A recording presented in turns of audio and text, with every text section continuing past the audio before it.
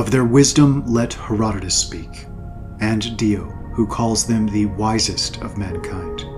Of their courage let their enemies tell. And we, their sons, who are here enjoying the countries which their swords won from the Romans, their civilized brethren, who had conquered all nations, yet yielded to them. Of their learning, when by circumstances they advanced in society in different countries, let the Greeks, their eldest progeny who enjoyed their circumstances, declare. The Romans next, and the modern Europeans, the last but not the least of their sons." End quote. In this video, I hope to help prove what will strike many conventionally minded scholars as a bold claim, namely that the sprawling and powerful Gothic people family, who lie at or near the root of virtually all Western peoples and cultures, and represent Europe's royal line and most foundational building block, very likely stem directly from the, quote, genuine Scythian element, who in turn lies still closer to that root, and that these two groups were perhaps even essentially one and the same, as innumerable older histories clearly attest.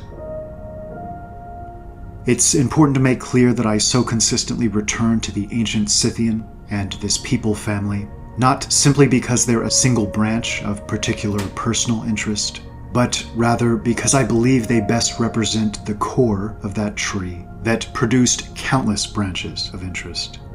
I'd suggest they're also the best example of a particular culture of nobility and virtue, courage and principle, which we see represented throughout all of Europe's best and brightest eras and high points, especially in the knightly and chivalric orders, and a worldview and mindset and approach which was a hallmark of Western peoples, and often the most stark point of contrast with those who lay outside their sphere. I recently discovered Cassiodorus' collection of the letters and proclamations dictated to him by Theodoric the Great, and continually find myself coming back to them because they're so uniquely impressive. Quote, "Hear Theodoric, the Gothic king himself, dictating to his secretary Cassiodorus, and you hear the voice of such kings as render themselves gods to mankind. Favor justice, employ courage in the defense of innocence, that amid the crimes of other nations you may show the justice of the Goths. And do you imitate our Goths, whose courage in battle can only be equaled by their domestic modesty. And elsewhere, let the wars of other kings be crowned with the spoils and ruin of captured cities. It is our purpose, with the help of God, to conquer, that our subjects shall only grieve that they acquired our protection too late. And finally, this is the praise of the Goths, to preserve inviolate the natural laws of humanity." End quote.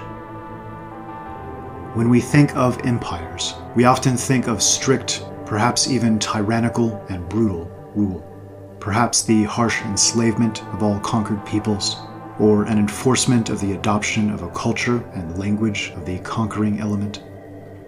Our modern understanding of Rome, especially a late and increasingly degenerate Rome, has helped shape the bulk of our understanding here. A Rome that gradually, especially toward her end, created a multiracial and multicultural stew of peoples in an ultimately failed attempt to increase her own power and reach and profitability.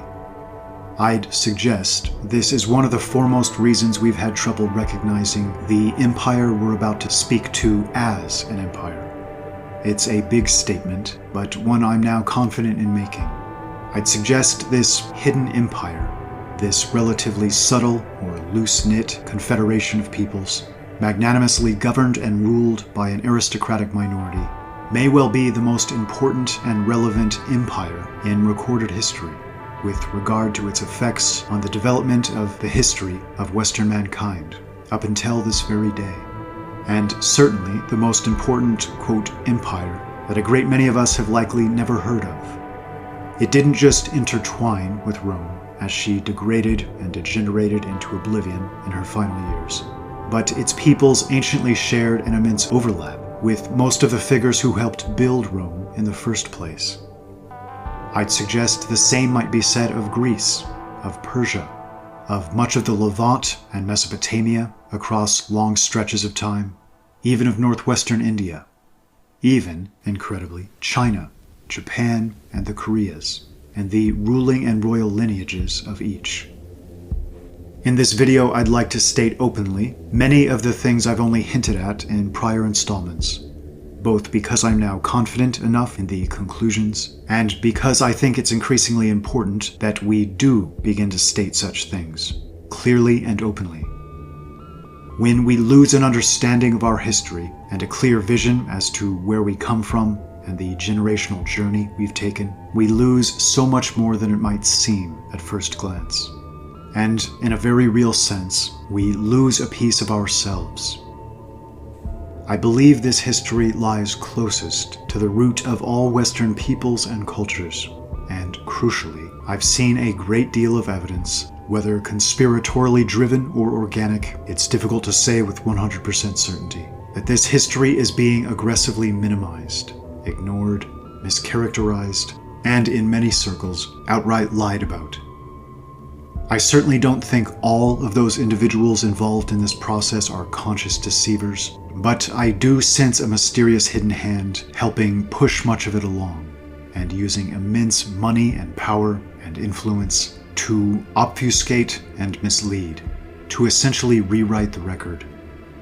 In short, I'd suggest that World War II radically changed our cultural and scholarly trajectory in so many ways, and made simple and all-important terms like Aryan, that were once routinely used, practically verboten, overnight, and made any comprehensive discussion of peoples like the Goths and their history and achievements virtually impossible in the environment of post-World War II academia.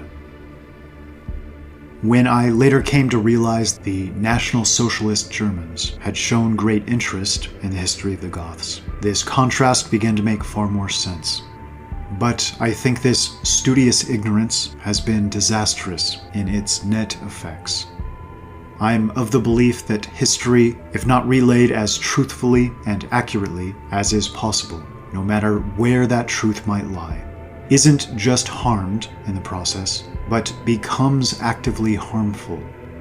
Recasting history itself to suit any political or ideological agenda seems such a supremely devastating and disorienting misstep.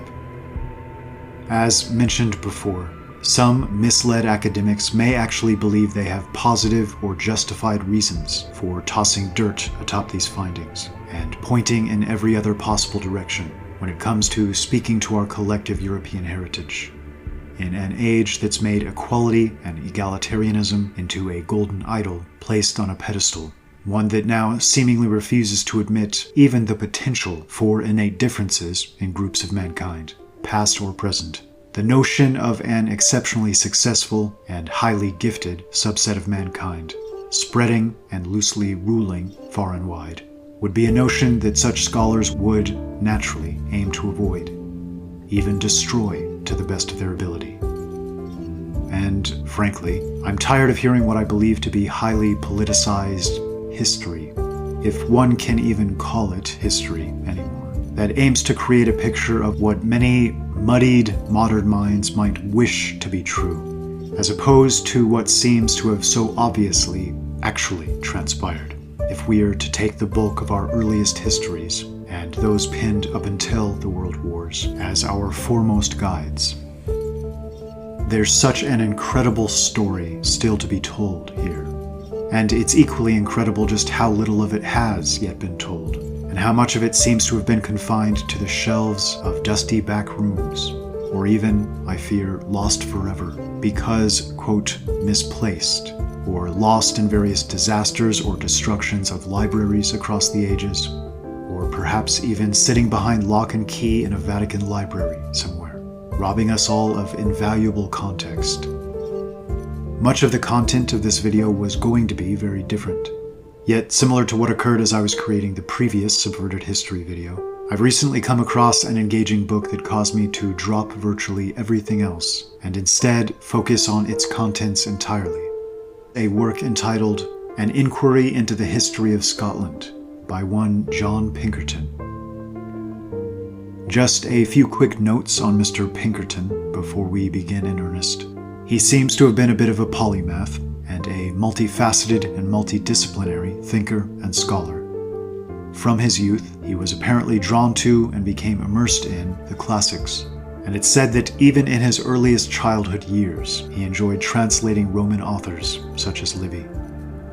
He was a Scottish antiquarian, cartographer, author, numismatist, historian, and to this day, his maps are acknowledged as some of the greatest of their day and beyond.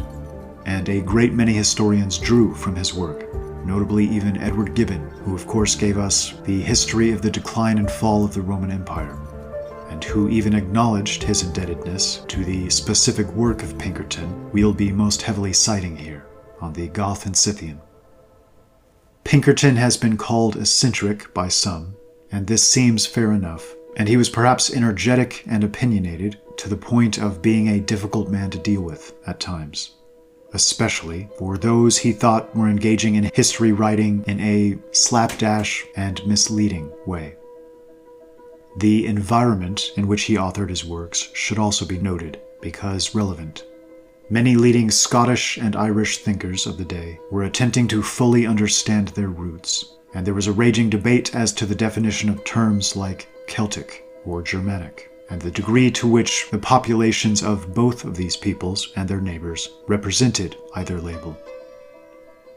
Pinkerton himself can occasionally speak harshly about the Celtic peoples, but it's crucial to understand that his particular usage of Celtic is exclusively and narrowly defined as those groups of people who traveled the least and who were most lorded over in a seemingly corrupt and tyrannical sense by what seems to be a corrupted Druidic class that had most lost its way, the worst examples of the Druidic class, almost Talmudic in nature and word and deed, whose aims seem to exclusively be personal power and control and material dominance, and who seem to see these populations as more akin to cattle than free and capable men. It's important to note how difficult it is to separate the Germanic and Celtic elements, because these were so often lumped together and used as synonyms, that the spectrum of the one to the other has no definitive dividing line. Many of the peoples we call Celtic to this day were very obviously direct and fairly recent outgrowths of the Germanic people group, ethnically, racially, genetically, and some of those we call Germanic have extremely strong Celtic influence, both ethnically and culturally. Both of these groups so obviously spring from a single root. To my mind, it's only a question of when that divergence occurred. But they certainly went on to develop slightly different character and culture and history, and a large group of, quote, Celtic peoples, specifically those who made up the small pockets of, quote, indigenous populations in the furthest west of Europe, likely split from those peoples we consider most archetypically Germanic at a very early date, perhaps as early as 1500 BC or before, but certainly by 500 BC, only to begin blending together once again in relatively modern times within modern Europe. So if Pinkerton does display a bias, it's here. He seems to want to communicate that the bulk of Scotland's roots lie with the Germanic peoples with a history of far-flung travel and achievement, as opposed to the most, quote, indigenous Celtic elements, with a far more isolated and simple recorded history. And he almost seemed in a bit of an active war in his day, with a specific writer or two that were attempting to emphasize the purely Celtic elements of Scotland's lineage, and was obviously angered and frustrated at what he seems to see as lazy and shoddy history on the part of some of these thinkers. One final note to reiterate the importance of this subject matter. This large family of peoples, appropriately called Germanic, if we take germinate to be a root of this etymology, and that they seemed to be a seed people from which a vast number of branches would spring over the past 4,000 years and what little recorded history we still have, absolutely should not be thought of as confined to Germany, or even exclusively Northwestern Europe, or even exclusively Europe. The, quote, Germanic peoples today simply represent a single, largely unmixed element of this larger family, much as Tacitus so clearly mentioned in his histories. If Pinkerton is correct, and if my own theories are correct, this group has a much more wide-ranging and almost all-pervasive history, due to covering an immense amount of land and sea, and seemingly having an ongoing cultural policy of regularly sending a significant portion of its young men whenever conditions started to become a bit overcrowded, or whenever great adventure was sought, into foreign territories and new shores, as pioneers, settlers, or even conquerors. Though it must be restated, this was absolutely not a group that sought to enslave and rule foreign populations in any heavy-handed or brutal way. Far from it. In fact, they seemed to want to maintain an arm's-length degree of separation. Their style of rule, or loose government or political structure, seems much more akin to the feudalism of early Europe, which of course makes perfect sense, as these traditions of Europe spring directly from this same people and culture, and to some degree represent practices that extend as far back as our recorded history. Think of a martial elite, similar to chivalric knighthood orders, who almost always left conquered or vassal or allied peoples to manage and till their own land, and merely asked for periodic tribute in exchange, and, in trade, offered protection from outside threats or roving bands of criminals who might otherwise seek to raid and make off with cattle or slaves, or even conquer outright if the opportunity presented. It's my belief that the less restrictive and invasive nature of this, quote, rule has caused this incredibly unique and powerful empire to be so overlooked by so many, so profoundly, especially modern scholars, who seem almost incapable of wrapping their head around the fact that Rome and Greece, as legitimately impressive as they were in so many ways, weren't the unilateral and exclusive epicenters of all human existence, but rather that almost all surviving accounts happen to emanate from their hands and their specific perspectives.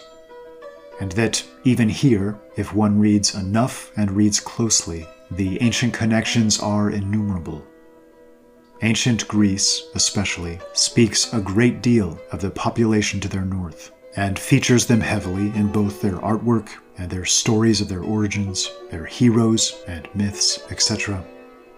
Those academics that attempt to paint a firm dividing line between the Scythian and Goth and Hellenic Greek, for example, are doing something of an immense disservice. Yes, there were many cultural differences that developed over time, but these peoples can only truly be understood when we recognize their shared history, heritage, and ancestry. Just as the Scythians are spoken of as either the same or very closely related to and proximate neighbors of the Hyperboreans, the ancient Greeks might be considered to have a somewhat similar relationship with their earliest Scythian neighbors. In the previous work, I highlighted Christopher Beckwith's The Scythian Empire. The Scythians were not only massive in number, but covered truly vast distances, and in Beckwith's view, and my own, essentially ruled or governed or loosely organized populations within those distances in something of an empire. As the Scythians disappear from history, magically and with little to no explanation according to modern scholarship, the Goths equally suddenly appear in the same location known to be inhabited by royal Scythians, and suddenly take the stage of world history. Apparently, if we're to believe the conventional modern academic theories, they'd been quietly hibernating until this moment. It's my view that none of this was magic, and that the Gothic people, who became the foundational bedrock upon which so much of Europe has been built, and the obvious root of her royal lines and lineages, are something of a continuation of this Scythian element, and seemed to be, to speak it frankly, the most formidable force on the world stage. To quote Pinkerton, the Scythians or Goths who slew Cyrus, whom Alexander shunned, and who were the terror of Pyrrhus, were in their German seeds equally formidable. Not the Samnians, not the Carthaginians, not the mingled nations of Spain and of Gaul, nor even the Parthians themselves were so dangerous to Roman power. Carbo and Cassius, Scarus Aurelius and Servilius Scipio and Marcus Manlius, with their 5 consular armies, were all taken prisoner or slain by the Teutones and Cimbri, who had fled from the northern Germans.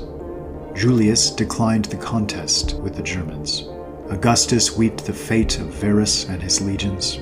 Hardly could Drusus and Nero and Germanicus defend this frontier of the empire, for this was the whole ambition of Rome. In later times, they were triumphed over, but not conquered. Under their ancient name of Scythi or Goths, they were soon, by degrees, to seize on the whole Western Empire, nay, to pour over the fertile coasts of Africa.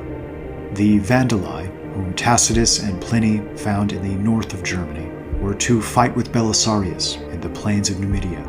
The Suevi were to possess the fragrant fields of Spain. The Langobardi were to enjoy the orange groves of Italy. The Angli, whom Tacitus puts in a list of names, were to give their name to a country eminent in arts and arms, in wisdom and liberty." End quote.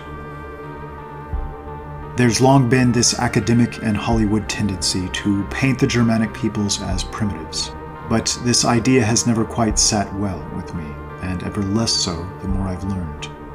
One of the foremost reasons is that it's difficult to imagine a primitive people so frequently besting a people considered to be vastly more advanced, often even when heavily outnumbered.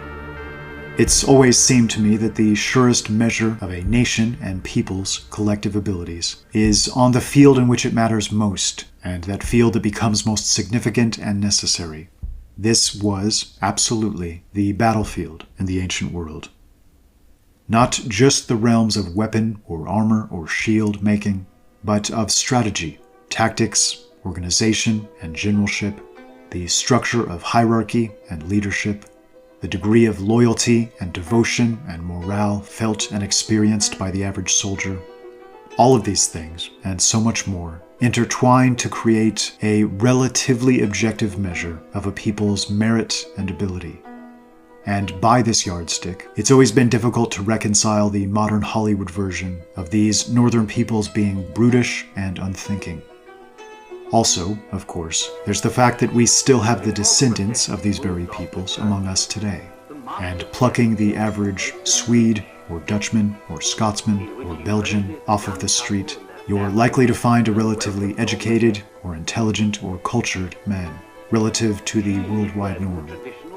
This idea that just a few generations ago they were all mud-caked, illiterate savages seems offensively stupid, and, to put it mildly, I'm not sure there's evidence to support it. If there is, I've not found it. Also, crucially, as Pinkerton so well puts it, quote, "We look on the Goths as enemies of science, without once reflecting that wisdom is, at any time, superior to science, and that the Goths only despise the science prevalent on the decline of Rome, which was folly, and is regarded as such by us at present." End quote. This has always been precisely my feeling, and it's a bit gratifying to see it vindicated, or at least agreed with, by thinkers like Pinkerton. All, quote, "science is not created equal. The straightforward realms of engineering or mathematics are timelessly valuable, as they make us measurably more powerful and capable, and so obviously help push us forward in a fruitful direction. Yet our modern gender or feminist studies, or intensive studies of equity or oppression, are far less so, I'd suggest, and will be winced at or looked at with bemused wonder or confusion in generations to come. The former focuses on immutable truths and laws of nature and the universe, and is the study of timeless truths that are obviously real and logical to all, whereas the latter represents something very different, and something far more superficial and ephemeral and merely political, a temporary cultural overlay masquerading as a branch of science, but in no way fitting the more pure and rightful and healthy definition of that word. This isn't to say that the science the Goths or Scythians rejected or practiced to a lesser degree was the feminist studies or racial equality notions of the Romans. It's simply to make the point that some branches of, quote, science are far more fundamental and valuable than others. And to some degree, their objective value is made obvious in how much their study directly improves the lives and abilities of those who practice them. And it might even be said that nature herself is the best of all universities, and our attempts to so remove ourselves from her stage and confine ourselves to concrete buildings surrounded by fluorescent lighting and dreary, nasal-toned professors and teachers, increasingly teaching our children why they should feel ashamed of themselves, has been a significant step backward in a very real sense. Wisdom is absolutely superior to the purely superficial intellect, just as timeless and foundational knowledge that helps orient us on the deepest levels is vastly superior to much of the science du jour of any one specific age, as the one is far less liable to opening the door to error and misjudgment than the other. And this perspective ideally extends into our understanding of history. Pinkerton tells us, quote, "The reader must also observe that though my proofs that the Germans were Scythi from Asia opens a new field, yet heaven forbid that I should make a new hypothesis in ancient history. No, the truth is always old. What shall now be shown was originally well known, though afterward lost. I do not discover new opinions, but old facts that were hid under the soil of error. When they are dug up, they will be found to evidence their antiquity by their fabric." End quote. I greatly appreciate his specific wording here and the use of that term fabric, and can't help but recognize that the best and most efficient thinkers so often seem to be those of a multidisciplinary bent, those most capable of soaring above any one singular field, but who rather put in the effort to begin to tie all of their conclusions together in something of a broader, interconnected fabric, to help avoid any missteps or errors within any one of them, owing to its much more narrow context picture. This broader fabric also helps prevent this modern academic tendency, which I've come to consider borderline criminal, of simply tossing out scores of histories and works that don't agree with the broader narrative they seek to paint. Initially, I too largely trusted opinions here, and tossed out or discredited many of the works they've suggested we ignore. But over the years I couldn't help but realize how many of these works, across numerous different subjects, were saying the same things, and not, seemingly, drawing from the same sources or from the same supposed mistakes as one another in doing so, but rather from independent sources, and that scarcely a single one of them directly supported our conventional theories or modern academia. Gradually, I realized that to believe modern conventional theories, we're forced to throw out not just one or two, or even just a large handful of works and accounts and opinions, but hundreds. In many ways, nearly all of them. We're asked to believe that our ancestors were dishonest, or incredibly ignorant, or misinformed, or prideful to the degree that they'd simply invent stories out of whole cloth, and that somehow these supposedly false stories and their broader narratives would magically dovetail and align almost perfectly with one another. I can't count the number of instances in which a people referred to as Scythian by one ancient author are then referred to as Gothic, or as Germanic, or as some branch of the Germanic peoples by another author from a similar time period.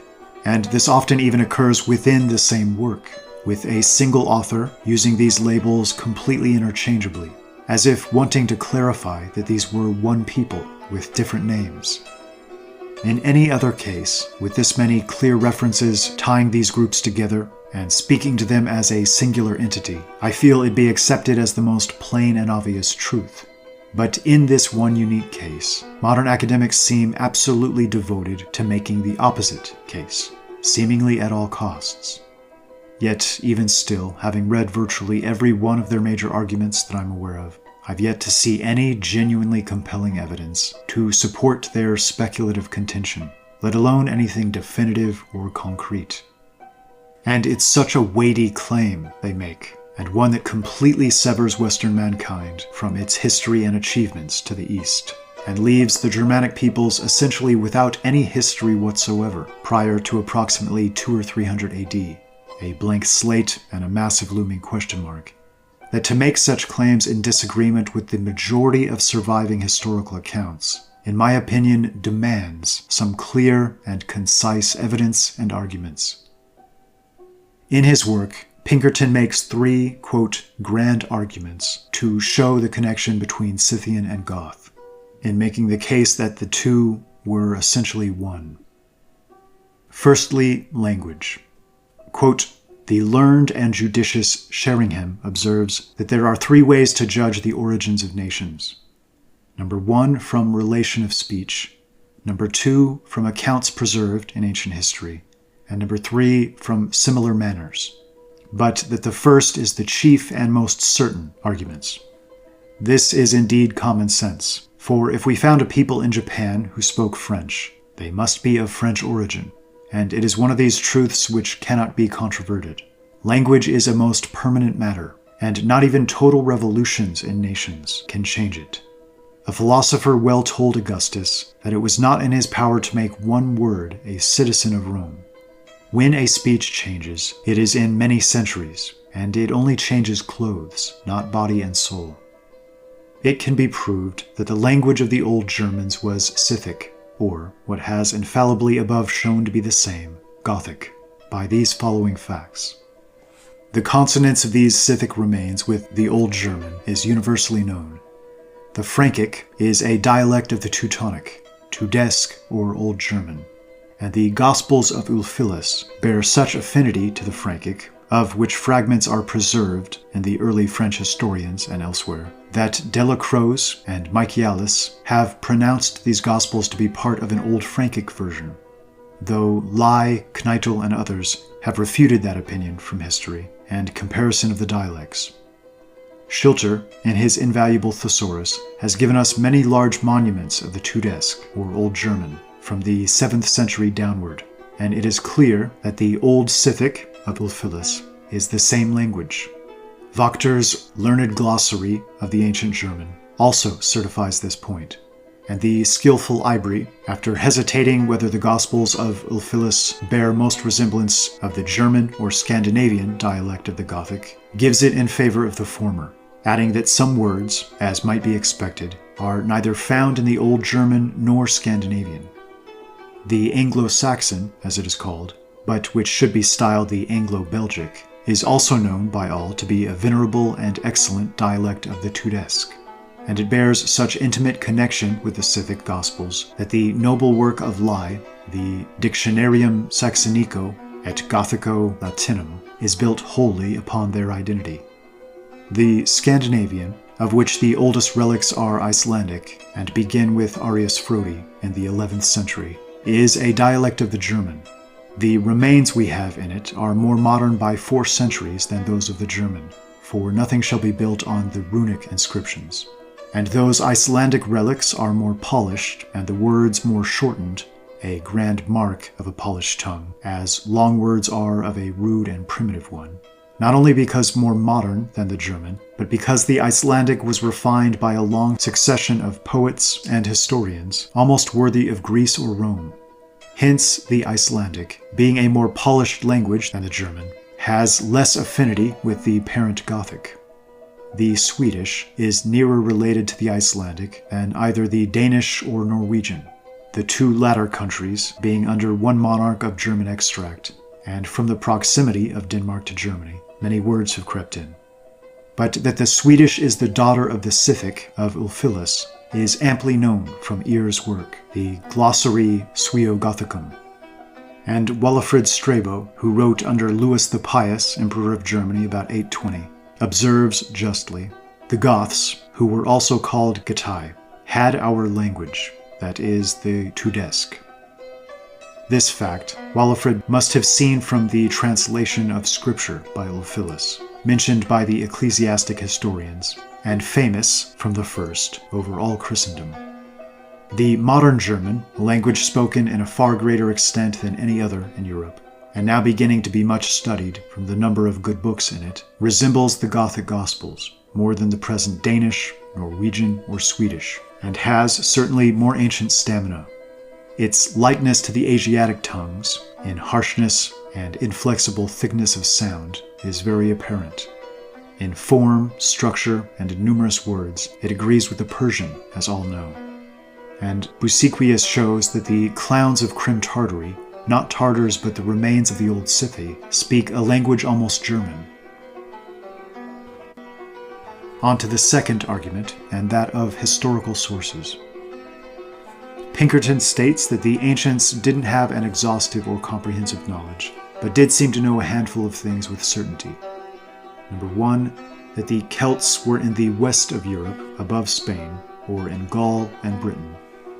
Number two, that in the northwest of Europe, or in present Germany and Scandinavia, were the Scythi and the Celto-Scythi, or those Scythi in Gaul and Britain who bordered on the Celts, as the Indo-Scythi did on the Indians. Number three, that the Sarmatai were on the north of Greece, to the east of the Scythi of Germany, all of which will clearly appear from the following authorities.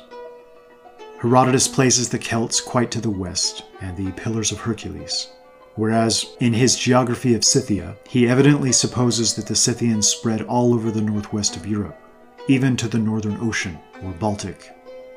The Agathyrsi and Galoni he ranks among the Scythian nations, who united in the general league against Darius. Now Dionysius and Ptolemy place the Agathyrsi and Galoni upon the Baltic Sea. We learn from this that the ancient Greeks knew that the Scythi extended to the utmost northwest extremity of Europe, or up to Scandinavia. Number two, Xenophon, who wrote about 380 years before Christ in his Memorabilia Socratis, says, "In Europe the Scythians bear sway," showing that as the Persians were the ruling people in Asia, so were the Scythi in Europe. Had the Scythians of Europe been regarded by Xenophon as confined to ancient Scythia, he could not have given them this description, but he palpably understood that they extended into the heart and furthest parts of Europe, and bore universal sway in it. Number three, Aristotle says the Ister, or Danube, slowed from the Pyrenees, mountains of Celtica, and he speaks of the cold of Scythia, and adds that the country of the Celts, above Spain, is also cold. He, as well as Herodotus, knew that the Celts were confined to Celtic Gaul and to Britain, for he calls the tin that was brought from Britain Celtic tin. Quote, "They say that Celtic tin melts much sooner than lead." Number four, in the next century, or about 250 years before Christ, Pythias, Xenophon, and others, authors quoted by Pliny in his Natural History, speak of the Prussian coast in which amber is found, saying it lay opposite to Scythia, distant a day or two's sail. Pliny quotes them separately, and they vary in some points, but all agree in this, which shows to a certainty that the Greeks knew the Scythians to extend to Scandinavia and over all the north of Germany. Procopius, too, seemed to clearly recognize the overlap. Quote, "To him who passes straight the lake Maeotis and its mouth, on the shore anciently dwelled the Goths, called Tectraxidae, as I just mentioned. And at a great distance were placed the Goths and Visigoths and Vandals and all other Gothic nations, who were also called Scythians in ancient times, since all the nations in these parts were in common called Scythic." End quote. And finally, on to the third grand argument. The Germans were Scythi from similar manners. Pinkerton tells us Herodotus, in his fourth book, chapter 59 to 82, gives us a long account of the manners of the Scythi, and a peculiar happiness seems to have attended this favored nation, as Tacitus has described those of their descendants, the Germans, so that the clearest splendor is thrown on the subject. To run a parallel would swell this essay to a vast size, and they are so like that they need only be referred to. Wormius, Bartholin, and other northern antiquaries have remarked that the description given of the Scythi by Herodotus applies perfectly to the Goths of their country, even down to a late age. The chief difference arises merely from a local circumstance, It is that the ancient Scythi of the Euxine, described by Herodotus, had found their fine breed of Persian horses thrive equally well in their fertile possessions on the temperate shores of the Euxine, while in Germany and Scandinavia, the cold was then too severe for that southern race, and the indigenous breed was, as Tacitus states, very small. Hence, the ancient Scythi were chiefly cavalry, while the Germans and Scandinavians had little or no cavalry. This difference was a necessary effect of climate, and infers no distinction in the people, any more than the different life led by the British in the East Indies from what they use here destroys the identity of that people. In Iceland, the Norwegians differed prodigiously in manners from those in Normandy, Calabria, or Sicily, but to instance a few particulars of similar manners in the Scythi and Germans. Firstly, domestic life. Both Scythi and Germans lived by hunting, pasturage, and rapine. Both had a few agricultural nations, but the tilled ground, as the pastoral, belonged to the community or tribe, and they quitted it at the year's end to move to another. Herodotus observes that these Scythi, who were agricultors, did not use the corn for bread, but parched it over the fire, that is, as Pellotier well explains, in order to use it in broth and for ale. And so Tacitus says of the Germans. They drank out of horns, so the Germans, or out of the skulls of their enemies, so the Germans. Ale and mead were the drink of the Thracian Scythians, and those of Scandinavia. Both drank healths and drank before entering on business. Both nations burned their illustrious dead and buried their ashes in urns under hillocks or tumuli. Pinkerton goes on to speak to similar clothing styles, with the chiefs wearing a particular close tunic and breeches. He speaks of similar tattooing and body paint used by the Celts and Picts and Scythians. He then speaks of similarities in religions, the threefold separation so common throughout all Indo-European peoples that helped inspire the ideas of caste, with Jupiter holding the scepter and responsible for rulership and governance, Mars or Ares, the sword, and Mercury, a purse. He speaks to their very deeply rooted tradition of ancestor veneration and suggests the countless parallels with the Greek is explained by the Greek, quote, gods, being these very same venerated ancestors, and great and noble men of distant ages. He points to the idea that Odin, or Woden, was said to have led men from Asia into Europe, and that, to his own day, the Anglo-Saxon royal houses all traced their lineage back to him. The theme of Jupiter, or Zeus Pitar, or an Allfather, being, quote, married to an Earth Mother, exists almost universally, and happens to dovetail perfectly with the Ralda and Freya of the Oralinda book, among so many other similar traditions. I believe his proofs here are convincing, especially in light of the larger context picture. Consider the case of America. Though receiving a massive influx of peoples from nations like Britain and Germany, it took just a few generations to establish a new culture and identity and sense of self. Of course, any educated person recognizes this to be an outgrowth of a deeper will and something larger. But that something larger frequently gets lost in the shuffle and forgotten over time. I strongly believe this is what's occurred countless times throughout history. Ask any modern descendant of the vast Germanic people family where they think their most direct ancestors were prior to approximately the birth of Christ, and most either won't have a clue or would reflexively suggest that they inhabited the same patches of ground they live on today. But this simply isn't the case for the most part. The colonies existing in Europe prior to around 500 BC were relatively small, and are dwarfed by the number of our ancestors that came in from the east in later years, with the Alans and Vandals, and a multitude of other similar Gothic peoples. There's a reason the term Scythian and Goth became catch-all terms for Greek and Roman and other peoples referencing those to the north. It's because these were massive populations stretching across vast territories. This wasn't one small tribe amongst a multitude, but rather these were the multitudes of interconnected and interrelated tribes, known under singular umbrella titles. And, I'd suggest, it was also the seat of their royal, monarchical, ruling families and lineages, who, histories clearly seem to suggest, could marshal this collection of numerous Germanic branches to fight for singular ends at times, such as the Scythians beating back the Persian Empire, or the Goths overrunning Rome. The Scots, in their Declaration of Arbroath, speak to their Scythian heritage. The Irish speak of the Scythian Milites as their founding stock. Both the Germans and Brits are often referred to as Scythian in ancient texts, with Germany even being literally called Scythia in multiple instances. Add to this the fact that virtually every Western people claimed descent from Homer's Troy, and how could one possibly assume that we've been an isolated people, incapable of travel and migration? And again, this is a relatively modern notion.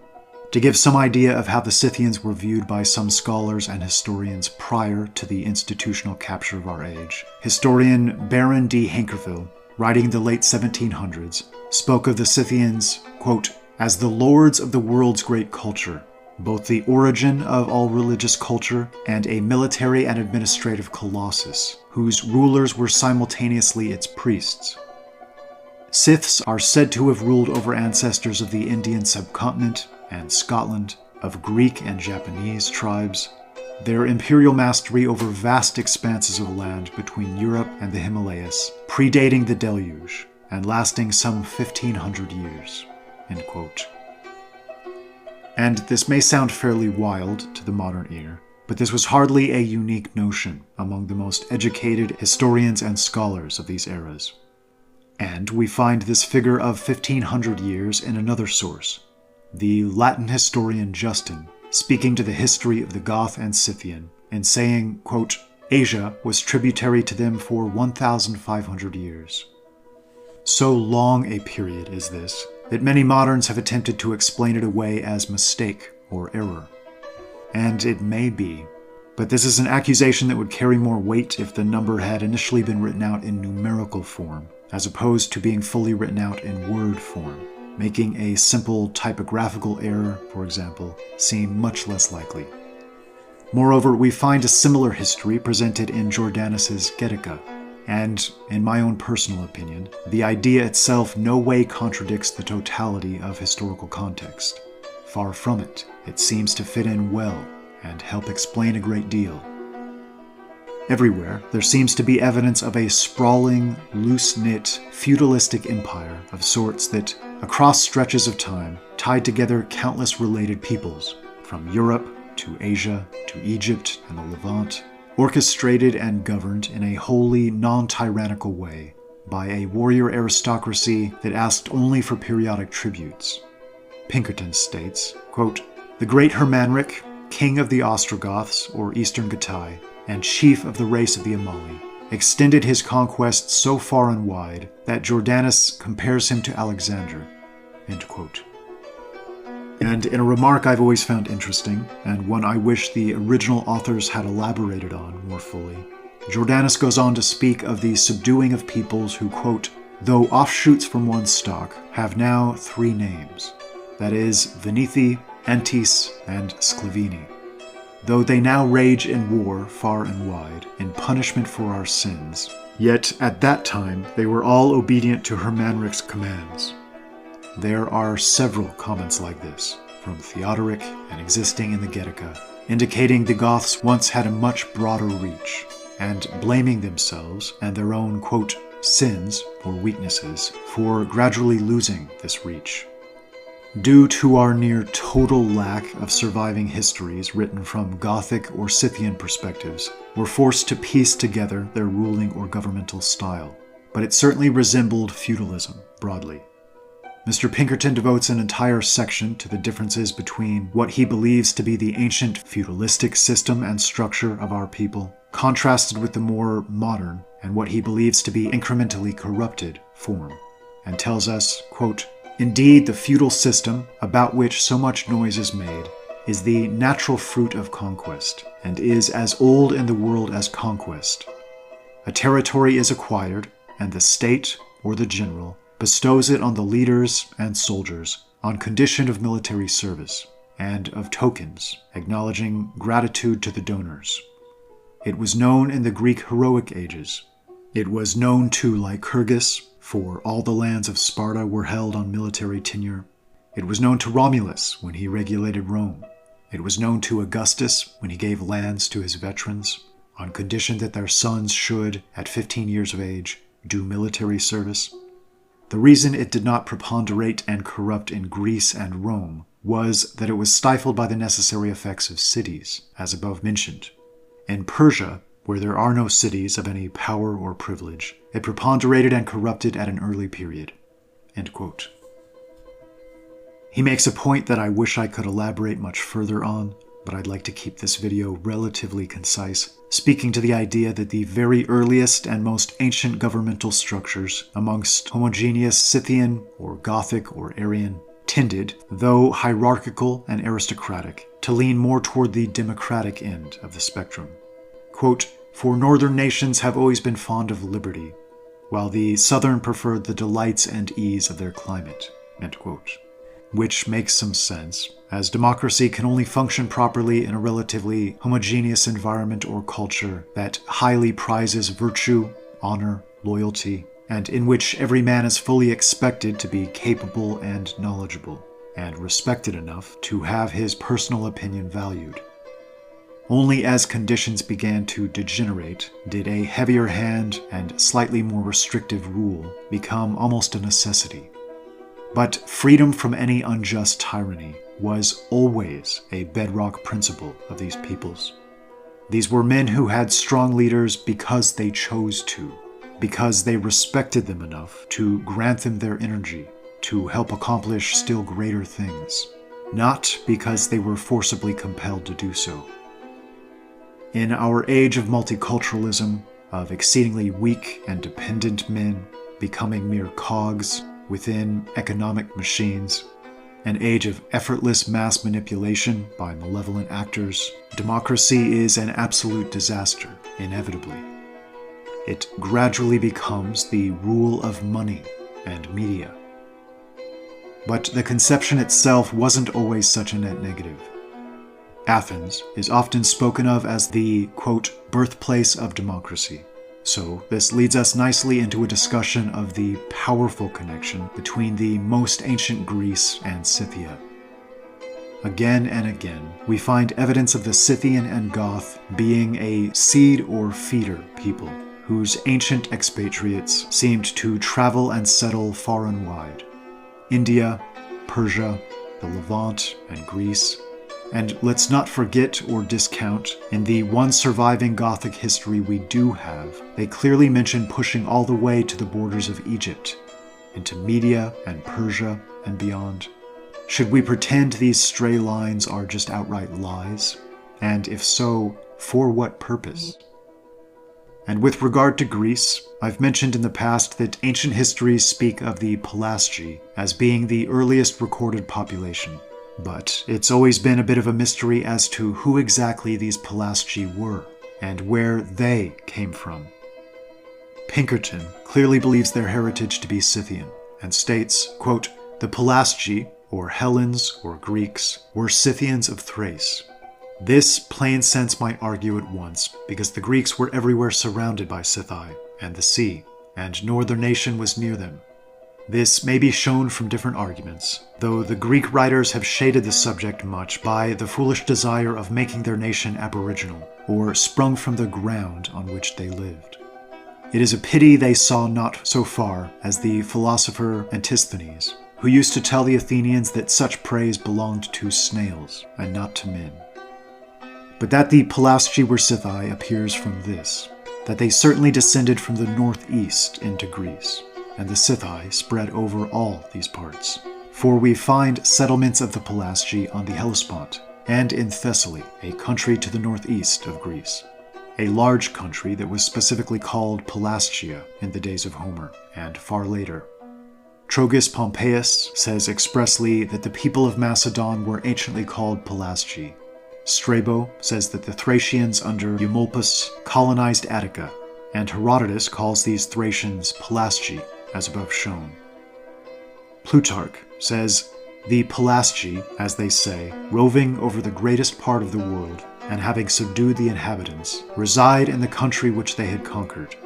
This can only refer to the Scythi. Pausanias shows the oracle at Delphi to have been founded by the Scythi Hyperboreae, and the ancient grammarian Simmias of Rhodes in the 3rd century BC connected the Hyperboreans directly to the Massagetae. End quote. Elsewhere, Pinkerton goes on, quote, the Greeks, fermented into a purity by foreign colonies, soon assumed quite a distinct character from their Scythian progenitors and neighbors.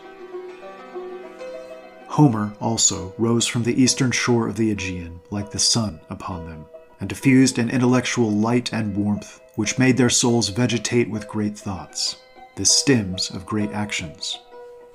So early as about 1,000 years before Christ, Grecian colonies began to be established in Magna Graecia, or the south of Italy, in Sicily, in Africa, nay, in Macedon and Thrace, and among the more distant Scythi, in which later countries, for want of tillage and the arts, barbarism was long to prevail. While, owing to fortunate circumstances above mentioned, the Greeks had admitted such refinement as almost to pass for another people among their own progenitors, a case which may even happen in ruder nations, as we know that the Danes, who came to Northumberland in the 9th century, were regarded as utter strangers and enemies by their own countrymen, the Angli, who in 547 had settled that province. End quote. And once more, by Pinkerton, quote, the Hellenes were Scythi. Even mythology might persuade this, for it is well known that Hellen, reputed father of the Hellenic name, was the son of Deucalion, and Lucian says expressly that Deucalion was a Scythian. Quote, Deucalion the Scythian, in whose time happened the Great Flood. Deucalion was the son of Prometheus. Prometheus was the king of the Scythi. The Locrians, said to be the first to be called Hellenes, closely related to their neighbors the Dorians and Phocians, are said to have arrived in southern Greece in the late 2nd millennium BC from their homeland on Pindus, when the Greek tribes moved southwards. And it might be shown that the Greek mythology is but an improvement of the Scythic, the gods being most illustrious princes of the first Scythic Empire, who were deified by their subjects, a custom continued to a late period among the Goths. Many ideas of Greek mythology may also be found in the Gothic, but this ground must not be lightly trodden, and is left to him who can employ a large work upon it. It is well known that the most ancient Greek poets were the sole teachers of the people, and were the first who, by introducing a portion of allegory and an elegant method into vulgar tradition and superstition, composed regular systems of theogony and mythology. Now, these earlier poets and teachers of religion were all of Thrace. Linus, Orpheus, Musaeus, Thamyris, Eumolpus were all Thracians, and Eustathius has long ago observed this singularity. If Thracians, they were Scythians or Goths. If Scythians, they could only use Scythic mythology and traditions. Plato, in Cratyllo, says, the Greek rites are all from the barbarians, that is, as just shown, the barbarians of Thrace. Thucydides is an incontrovertible authority that the Hellenes were originally a small tribe in Thessaly, and Herodotus and Strabo fully confirm this, and that the Thessalians were Thracians is clear, for Thucydides informs us that the Thracians extended even down to Phocia. Strabo calls the Athenians Thracians, whom Herodotus calls the Pelasgi of Thessaly, which was the country between Thrace and Attica. Eusebius and the Chronicon Pascal mark the Ionians as Scythi. Epiphanius says that all the people south of the Hellespont were Scythi, that is, the Macedonians and Greeks. Thucydides well observes that in Homer's time the name of barbarians was not given to the Thracians, but that these barbarians and the Hellenes spoke one tongue. Diodorus Siculus says the Scythi Hyperboreal, or most distant Scythi, used a speech akin to that of Athens or Delos, that is, as the scholar Ayer well explains, Pelasgic or Scythic. Anacharsis, the Scythian philosopher, pronounced the Greeks Scythic, as he must have learned from their language and manners. Blackwell, in his admirable Inquiry into the Life and Writings of Homer, has well concluded the language of Thrace and Greece to have been the same, and especially quotes Strabo, who was of Colchis, and who says that the Trojan language had many words and names in common with the Thracian. And this I found especially fascinating. According to Stephanus of Byzantium, long before the ancient Greeks started referring to the region as Thrace, it was known as Arya. Ancient Greek mythology provides the Thracians with a mystical ancestor Thrax, the son of the war god Ares, who was said to reside in Thrace. Josephus wrote that Tyros became ancestor of the Thracians, a, quote, flame-haired people, according to Xenophanes. Herodotus calls the Gatai the noblest as well as the most just of all the Thracian tribes. According to Pausanias, the land of the Hyperboreans, men living beyond the home of Boreas. Homer placed Boreas in Thrace, and therefore Hyperborea was, in his opinion, north of Thrace.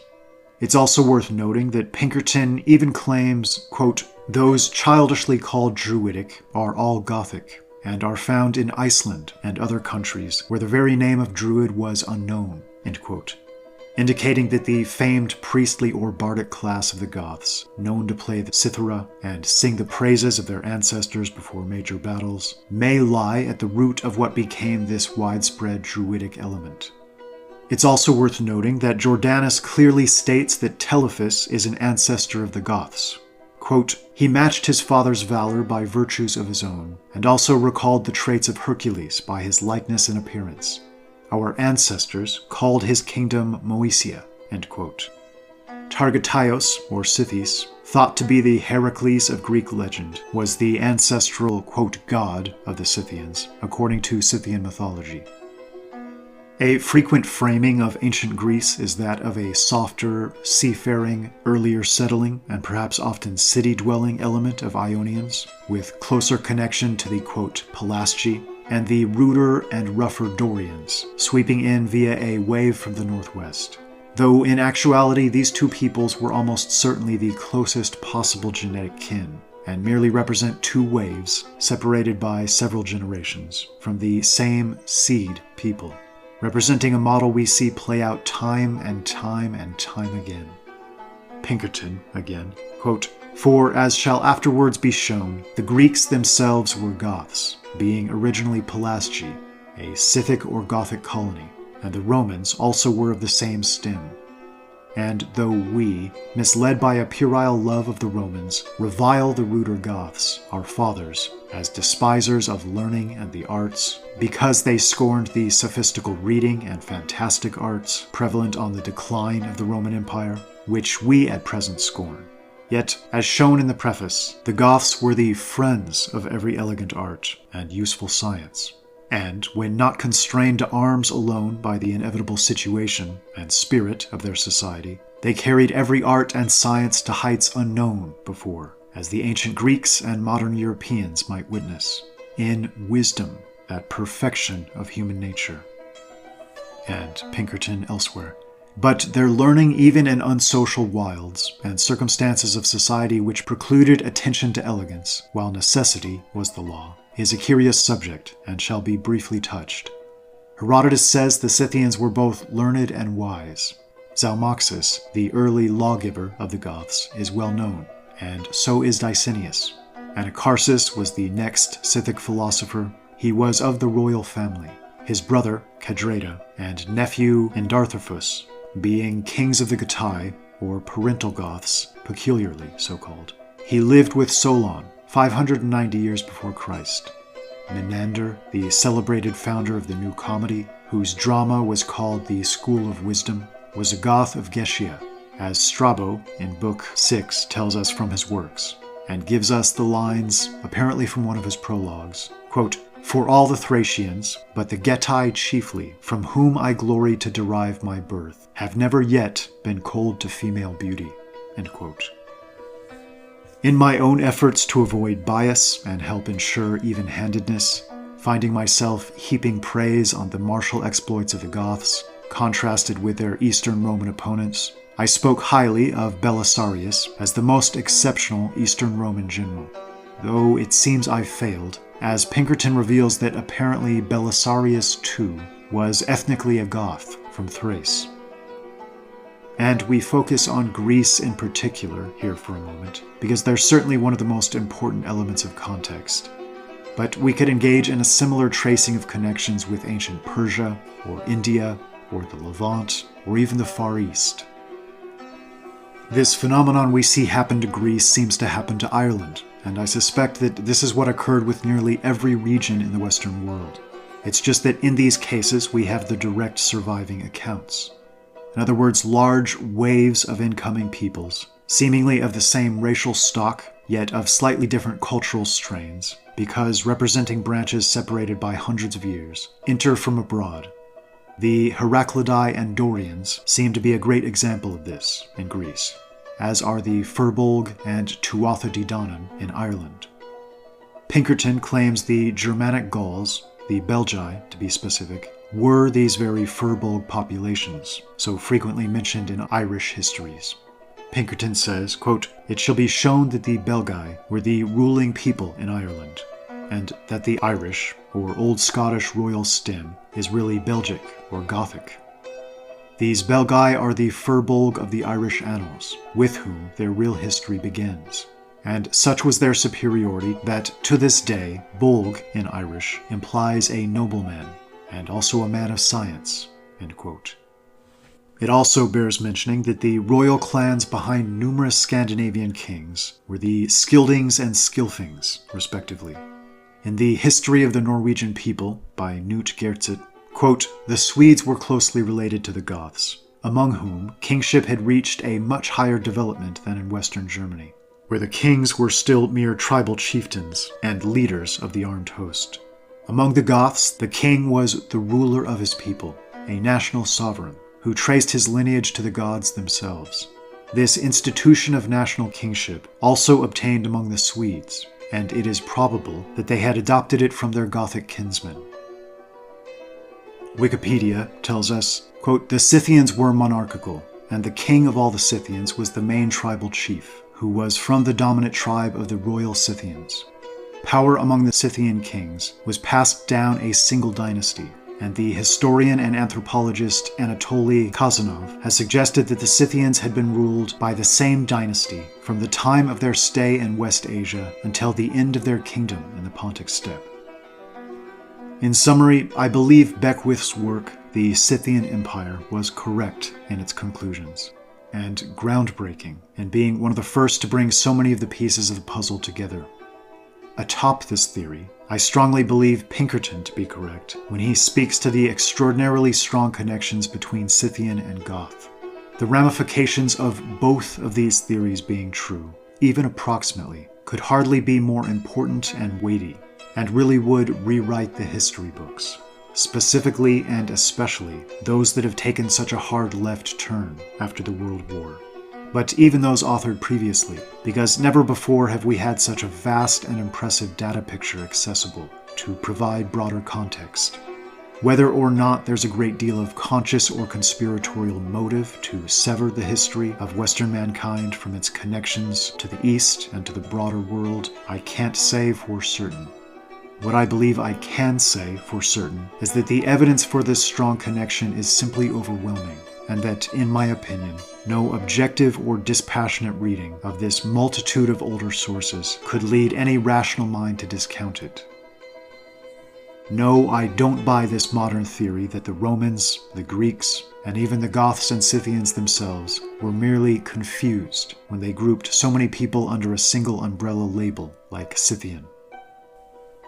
Scythian, before it became so incredibly minimized and confused in modern times, once represented essentially an ethnic term and an ethnic group with extremely ancient and deep roots. It's important to remember Pompeius Trogus' history speaks of debates between Egyptians and Scythians as to which of these peoples was the oldest, with the Scythians supposedly winning this argument. And there's even a fascinating battle recounted by, at minimum, 4 of our most significant ancient historians between the Scythians and Egyptians. Herodotus and Diodorus pull exclusively from the Egyptian accounts, while admitting that even among themselves these accounts are strangely contradictory and inconsistent, accounts which credit Egypt as the victor. But others give the victory to the Scythians. Fascinatingly, Jordanus's Getica mentions this same conflict, and yet quite literally speaks of the Goths as the Scythian element in this conflict, and states that under their ancient Gothic king Tanausis, who was dated by Alfred von Gutschmidt to have ruled from about 1323 BC to 1290 BC, while other estimates range anywhere from 1300 to 1900 BC, quote, inflicted a severe defeat upon him, pursuing him even to Egypt, mentioning that had he not been restrained by the Nile, he would have killed Sesostris in his own land. It also mentions that several of the Goths or Scythians left this victorious army to take up positions of power in the conquered lands, and that this is where the Parthians originated. We are asked to completely dismiss this by modern academia, just like we're asked to dismiss so many similar accounts. But why? It makes no sense to me. And I feel like the Goth and Scythian is uniquely targeted by modern academia when it comes to this type of dismissal of historical accounts. I'd suggest the majority of the ancestors of modern Europeans didn't exclusively exist for thousands of years in small pockets in Western Europe and Scandinavia, milling about in forests, painting themselves and one another, isolated and unmoving, accomplishing and achieving nothing of note. Though they certainly knew this territory well, and no doubt had colonies or scattered settlements here, this was absolutely not their exclusive home, especially prior to approximately 400 to 500 BC. It gradually became their exclusive home, their final and most significant region of settlement, due to cascading waves of peoples gradually pushing the bulk of them ever westward, and then, due to the daunting Atlantic Ocean acting as temporary barrier to all that lay beyond, halting and creating truly great and unprecedented nations and empires, until their eventual expansion into the Americas and that sea of wagon trains extending westward in countless directions, so directly evocative of a scene we encounter again and again throughout the Gothic and Scythian past, and among what I believe to be highly related peoples like the Dorians and the even more ancient Heraclidae. As consequence, I believe the Europeans of the Middle Ages, and up to just a handful of decades ago, were completely correct to feel themselves strongly connected to ancient Greece, to Anatolia and Troy, to ancient Persia and India. Even the very idea that our most powerful and lasting stories might involve people groups they had no ancestral connection to strikes me as unbelievably absurd. I'd suggest they so celebrated and resonated with these stories because they had a much firmer handle on their connection to them and the leading personalities involved in them, dormant residual memories of their direct connections to a distant age, distant ancestors. I hope you'll pardon my editorializing for a minute, but we've now lost so much of this in modernity, and this entire sphere of history is being paved over and quite literally rewritten.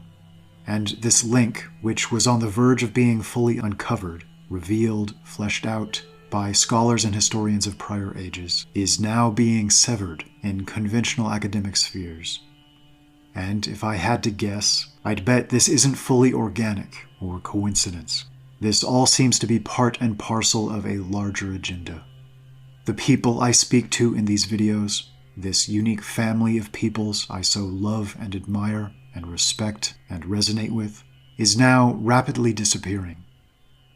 These nations and cultures, so beautifully cultivated across generations of mankind, are being destroyed and replaced, with many simply convinced this is the natural and organic path of, quote, progress, convinced that this is just the effects of the forward march of time, that our destiny is to serve the almighty dollar, the international marketplace, international finance, But we must remember, now more importantly than ever before, that we're not merely passive observers in this process, and to diminish ourselves to that submissive role is to risk losing everything. If something is good and worthwhile, if something is exceptional and beautiful, or feels especially healthy and comfortable and resonant, that something is worth fighting to preserve. More than this, I believe it's our duty to both preserve and further cultivate such things. White privilege is, of course, a silly, loaded, politicized, and manipulative term, so frequently used dishonestly and as a bludgeon. But let's face facts for a moment. We absolutely did inherit a powerfully beautiful gift from those incredibly capable individuals who came before us. It feels as if we stand at a crossroads, and on the brink of not just losing this inheritance, but allowing ourselves to be convinced by dishonest and malevolent actors that it's not even worthy of preserving, or that the very idea of preserving it is somehow evil. These are insidious and destructive lies, and need to start being called out and recognized as such. It's said that, quote, "A man of integrity passes his father's civilization to his son without selling it off to strangers." There's still time to recognize, remember, and act accordingly. If current trends continue, not only will our father's civilization and cultures disappear, but even the stories and legends and accounts that tell these tales disappear. None of us should be willing to pay this price. You and I are not some atomized and isolated random collection of matter and cells. We are the all-important center point of an hourglass, a link in a long and storied chain, stretching back God knows where, containing the same blood, the same genetic material as those truly great men who strode ahead before us.